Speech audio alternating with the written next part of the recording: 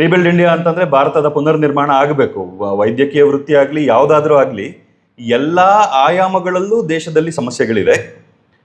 ಸಮಸ್ಯೆಗಳಿಗೆ ಮೂಲ ವ್ಯವಸ್ಥೆಗಳು ಮುರಿದು ಬಿದ್ದಿರುವಂಥದ್ದು. ಬೇಕಾದಷ್ಟು ವ್ಯವಸ್ಥೆಗಳು ಯಾವುದೇ ರೀತಿಯಲ್ಲಿ ಎಲ್ಲೇ ನೀವು ನೋಡಿದ್ರೂ ವ್ಯವಸ್ಥೆಗಳೆಲ್ಲ ಕುಸಿತಾ ಇದೆ.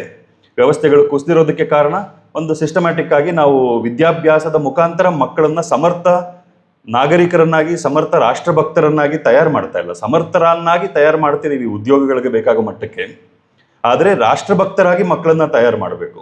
ಯಾವಾಗ ಸ್ವಾರ್ಥನೇ ನನ್ನ ಸಂಪೂರ್ಣ ಜೀವನದ ಗುರಿ ಆಗ್ಬಿಡುತ್ತೋ ಆವಾಗ ದೇಶ ನಾಶ ಆಗುತ್ತೆ. ಸ್ವಾರ್ಥಕ್ಕಿಂತ ಮೀರಿದಂತಹ ಉದ್ದೇಶಕ್ಕೆ ನಮ್ಮ ಕಾರ್ಯಗಳೆಲ್ಲ ಕೇಂದ್ರಿತವಾಗ್ತದೋ ಆವಾಗ ನಮ್ಮ ಏಳಿಗೆನೂ ಆಗುತ್ತೆ, ಆದರೆ ನಮ್ಮ ಇಡೀ ಪ್ರಯತ್ನ ರಾಷ್ಟ್ರದ ಏಳಿಗೆ ಕಡೆಗಿರುತ್ತೆ. ಇದು ನಮ್ಮ ಮೂಲ ಉದ್ದೇಶ.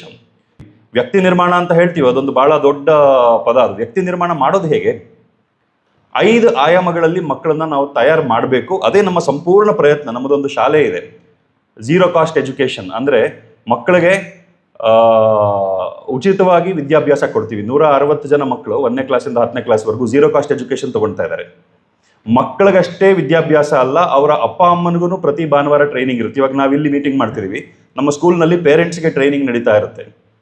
ಇವ್ರುಗಳನ್ನೆಲ್ಲ ಸೇರಿಸ್ಕೊಂಡು ಒಂದು ವ್ಯಾಪಾರ ಮಾಡೋದಕ್ಕೆ ಬೇಕಾಗಿರೋಂಥ ವ್ಯವಸ್ಥೆ ರೆಡಿ ಮಾಡ್ತಿದ್ದೀವಿ. ಆ ವ್ಯಾಪಾರದ ಓನರ್ಸ್ ಅದೇ ಅಪ್ಪ ಅಮ್ಮ ಇರ್ತಾರೆ.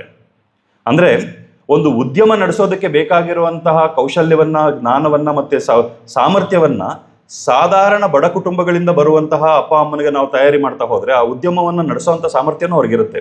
ಮತ್ತೆ ಅವರುಗಳೇ ಇಡೀ ಸಮಾಜ ನಿರ್ಮಾಣದ, ಅವರ ಸುತ್ತಮುತ್ತ ಇರುವಂಥ ಒಂದು 10-15 ಕುಟುಂಬಗಳನ್ನ ಪೋಷಣೆ ಮಾಡುವಂಥ ಕರ್ತವ್ಯ ಅವ್ರದ್ದು. ಪೋಷಣೆ ಮಾಡೋದು ಅಂತಂದ್ರೆ ಹಣ ಕೊಡೋದಲ್ಲ, ಅವರುಗಳನ್ನ ಅವ್ರ ಮಟ್ಟದಿಂದ ಮೇಲೆತ್ತುವಂಥ ಕೆಲಸ ಅದು.